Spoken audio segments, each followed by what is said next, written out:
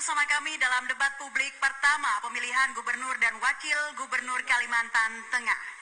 Dan kita sudah memasuki segmen 5, di mana pada segmen ini merupakan sesi debat antar pasangan calon, di mana paslon saling bertanya dan menanggapi pernyataan yang diberikan.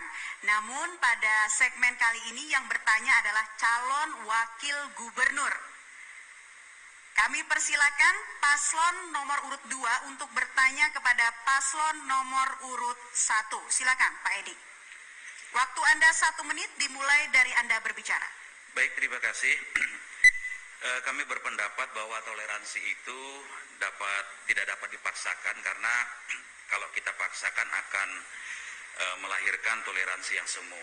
Nah, kemudian apa saja sih langkah-langkah konkret yang saudara lakukan untuk mendorong terwujudnya toleransi yang berakar dari kesadaran masing-masing individu, namun juga menghormati keyakinan dan kepercayaan yang berbeda-beda tersebut. Karena memang salah satunya adalah di pemilihan kepala daerah, gubernur dan wakil gubernur ini, kita jangan sampai memaksakan kehendak kita, kemudian melarang seseorang untuk tidak memilih, apalagi ketika kita berkampanye dilakukan secara masif untuk aparatur ya, dan di bawahnya itu untuk melarang memilih calon tersebut. Terima kasih.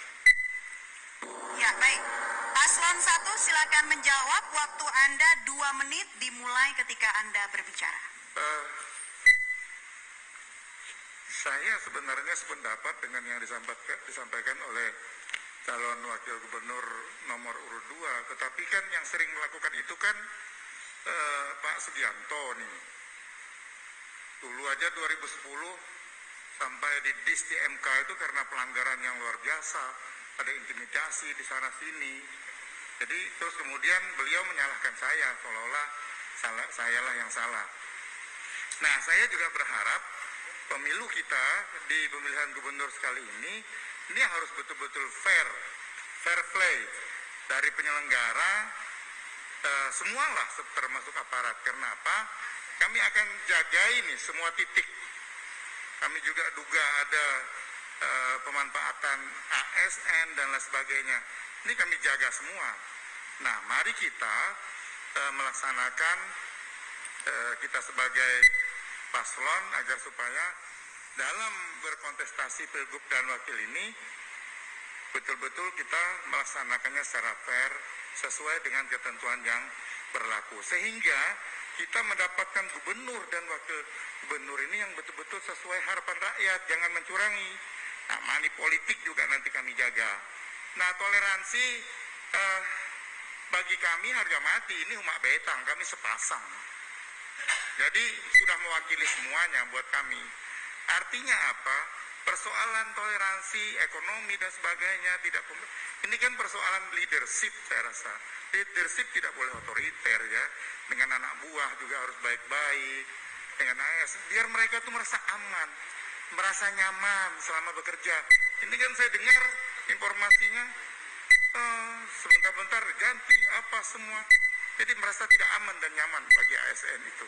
Ini leadership. Iya, waktu habis. Paslon 2 kami persilakan untuk menanggapi jawaban dari paslon 1. Waktu Anda 1 menit 30 detik.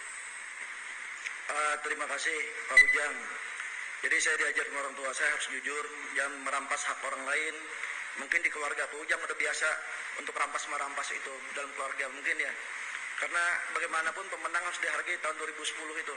Tapi Pak Ujang menjolimi saya seolah saya keluarga ini. Contohnya Akil Mukhtar ketangkap, Pak Ujang masih lepas loh. Nanti kalau ada novum baru, Pak Ujang nanti bisa jadi tersangka nanti. Nah, terus yang kedua, masalah di Kapuas. Kami Pak Banas terus terang, Kapuas itu kepala desa masif itu sampai camat, seluruh ASN turun semuanya. Padahal kalau saya lebih bisa saya kalau laksanakan. Tapi saya tidak menggunakan struktur itu. Saya ingin pemilu betul-betul jujur, adil, dan mendapatkan pimpinan yang betul-betul yang dipilih oleh masyarakat. Karena suara masyarakat adalah suara Tuhan. Tapi di Kapuas, Pak Banos sekali lagi, desa semuanya diancam oleh Pak Ben, kepala dinas semua diancam, camat semuanya diancam, diarahkan untuk menangkan mereka. Ini kan tidak boleh, Pak. Nah, ini saya minta Bawaslu harus mengklirkan ini, Pak. Betul-betul kepala desa ini berjalan apa adanya. Pantas saja Kapuas nggak bisa maju. Karena bupatinya begini rupanya. Bagaimana mau jadi gubernur? Kalau jadi gubernur lebih bermasalah lagi nanti ke depannya. Apalagi Pak Ujang, hal yang merampas hal biasa aja. Bahkan sapi terintegrasi dengan sawit pun diakui punya dia. Padahal dia jagung aja nggak sukses, dia nggak klaim karena jagungnya hancur, pabriknya hancur, gagal ujungnya. Itu bisa jadi tersangka loh Pak Ujang. Terima kasih. Ya, waktu habis. Paslon 1, silakan menanggapi kembali apa yang disampaikan Paslon 2. Waktu Anda 1 menit dimulai ketika Anda berbicara. Baik, ya kita nggak usah emosi lah. Ya, kalau anda ada bukti, ya kita berbahaya ngomong ya. Tanyakan kepada desa, ya, tanyakan SN. Ya, saya pikir ya, kita ya berbicara program lah. Ya, nah ini untuk Pak Edi ya. Ini Pak, rakyat Bapak juga menjerit di Belanti Siam 20 hektar SHM digusur oleh perusahaan. Mereka menangis Pak sama saya. Kemudian lagi di Tahai 30 hektar digusur SHM Pak. Saya bilang kenapa? Susah ditemui. Nah, kemudian lagi Pak, ini gelisah di masyarakat dari daerah ya Kecamatan Kapuas Tengah ke Penampatingang. Ini ya 200 jarak dari di kampung itu digusur semua oleh perusahaan. Kemana lagi pengembangan desa? Waktu habis. Selanjutnya kami persilakan Paslon 1 untuk bertanya ke Paslon 2. Dalam hal ini yang bertanya adalah calon wakil gubernur. Paslon 1, Pak Ujang, silakan. Durasi Anda 1 menit dimulai saat Anda berbicara. Pak Sugianto, saya ingin bertanya ya, Bapak berdua lah. Saya rasa sudah aja lah, kan sering sekali nih saudara melakukan ya tanda petik pengambilan hak-hak masyarakat seperti yang terjadi di Kinipan. Saya rasa kan janganlah suka menggunakan kekerasan tanda petik ya. Apalagi saudara kan sudah jadi gubernur. Nah ini kan sudah keluarga ini menguasai ekonomi, kemudian politik. Jadi akhirnya kan ya menurut saya menghalalkan segala cara. Nah ini kan perlu, bagi masyarakat itu sebenarnya tidak ada masalah. Mau seperti apapun dinasti dan sebagainya itu tidak masalah. Yang penting itu amanah Pak Sugianto, adil, tidak peduli soal suku. Waktu sudah habis. Paslon 2 silakan menjawab pertanyaan dari Paslon 1. Waktu Anda 2 menit. Jadi sebetulnya ini bukan beratu gagasan, tapi karena memfitnah ya saya harus jawab. Masalah kini pun ini gampang kok Ujang. Bupatinya itu kan izin kebun bupati yang mengeluarkan Pak Ben. Boleh ingat bupati yang mengeluarkan masuk Kalimantan Tengah. Dan bupati yang mengeluarkan izin untuk SML itu karena keluarga itu bupatinya Insinyur Murkan. Kadernya Gerindra yang sekarang jadi ketua tim oleh Pak Ujang dan Pak Ben.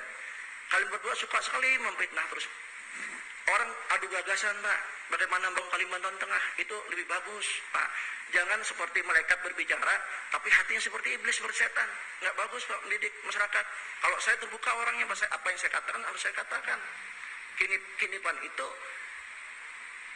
ya memang betul apa adanya bahwa itu memang Pak Murkan, Insinyur Murkan bukan gubernur.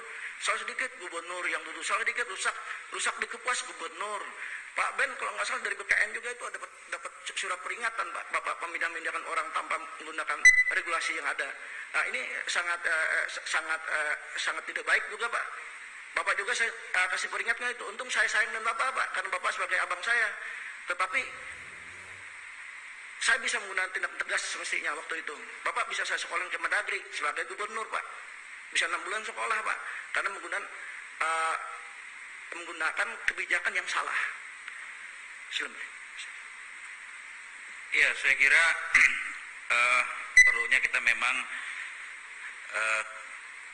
toleransi itu, dan ditanyakan tadi juga terkait dengan apa yang disampaikan Pak Ben. Ya kembalilah kepada diri kita masing-masing. Saya kira kita juga berharap bahwa kita memberikan contoh terbaik lah, teladan bagi masyarakat Kalimantan Tengah. Apalagi ini kita menghadapi mencari pemimpin yang betul-betul diharapkan rakyat Kalimantan Tengah. Oleh karenanya, jadikanlah media ini untuk adu gagas, ada program. Itu saja barangkali dari kami. Terima kasih. Waktu habis paslon 1, kami persilakan untuk menanggapi jawaban dari paslon 2. Durasi Anda 1 menit 30 detik, dimulai saat Anda berbicara. Baik, saya setuju ya. Adu gagasan, adu program, ya. Tidak saling aturannya kan tidak saling serang menyerang kan. Dan saya pikir apa yang disampaikan oleh Pak Sugianto tadi itu saya sudah prosedur semua kok. Malah Pak Dirjen Bangda mengatakan saya dilaporkan supaya dikasih sanksi. Kata beliau, Pak Bupati sudah benar. Jadi apa yang saya kasih sanksi ke Bapak? Nah, udah ya. Jadi ya saya pikir ya kita kembali lagi ya berkepala dingin ya, bagaimana kita ya adu program, adu gagasan untuk Kalimantan Tengah yang lebih maju ya, masyarakatnya sejahtera ya.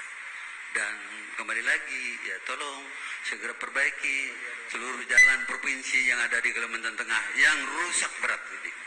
Dengan ya tadi PAD sangat luar biasa naik, saya dengar ya.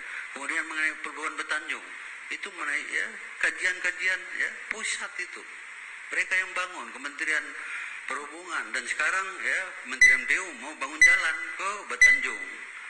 Nah ini semua ya karena pendekatan kita. Terima kasih. Baik, sudah cukup Bapak? Waktu habis. Dan sekarang paslon 2, kami persilakan menanggapi kembali. Waktu Anda 1 menit dimulai saat Anda berbicara. Baik Pak Ben, saya setuju bahwa Pelabuhan Betanjung itu begini Pak. Memang proyek pusat boleh masuk Kalteng, tapi tidak jadi masalah. Tapi harus dicari dulu Pak, yang tepat. Pelabuhan Betanjung itu muara lautnya cuma 4 meter Pak. Dalamnya pelabuhannya pinggir pantai itu 7 meter. Oke, itu bisa sekitar 6.000 ton, 5.000 ton bisa. Tapi bermasalah itu mahal biayanya Pak, pengurukannya. Nah, memang itu bisa jadi alur nanti, orang berbayar, tapi lebih mahal. Nah, terus itu lagi yang menuju Pelabuhan Tanjung 52 kilo Pak. Kalau dibangun Pak itu amblas. Karena perlu ingat membangun pelabuhan Pak, membangun pelabuhan itu yang lewat kapasitas besar Pak. Nanti kapasitas 8 ton sampai 23 ton, bahkan 30 ton. Nah ini harus diperhatikan Pak. Proyek pusat kalau memang salah Pak, harus kita tolak Pak. Kita gubernur Pak harus berani nolak itu. Tidak boleh kita semerta pusat membuat proyek, kita setuju. Terima kasih. Waktu habis, boleh kita berikan tepuk tangannya untuk di segmen 5 kali ini.